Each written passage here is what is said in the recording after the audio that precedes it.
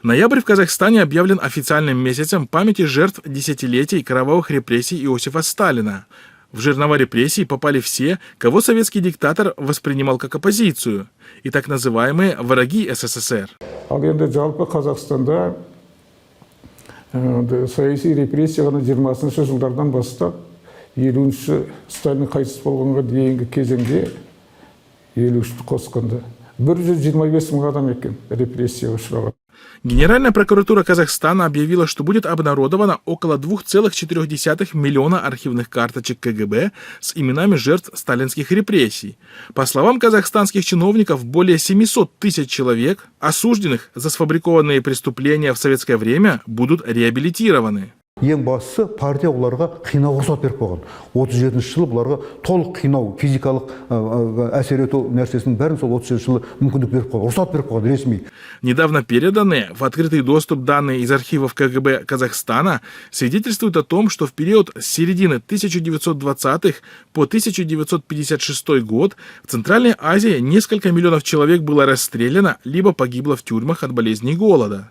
Советская власть Центральной Азии преследовала представителей интеллигенции и политического истеблишмента, сажая их в тюрьмы и расстреливая.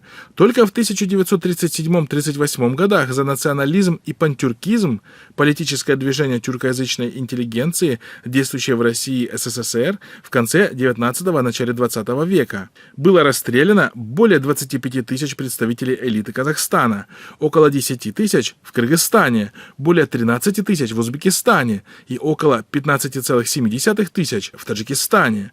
Кроме того, сотни тысяч членов их семей были сосланы в трудовые лагеря по всему бывшему Советскому Союзу, где их подвергали пыткам и где они часто умирали от болезней и голода. Изменников и шпионов, продавших врагу нашу родину, расстрелять, как поганых псов.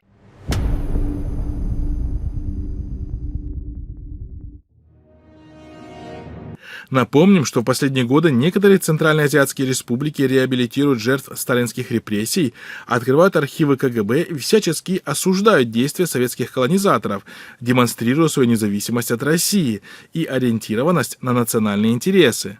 Однако, как отмечают наблюдатели, реальная внутренняя и внешняя политика этих режимов говорит совсем о другом. Россия охраняет своих ставленников вплоть до военного вторжения, как это было в Казахстане в январе 2022 года, использует наши страны для организации параллельного импорта и ухода от западных санкций.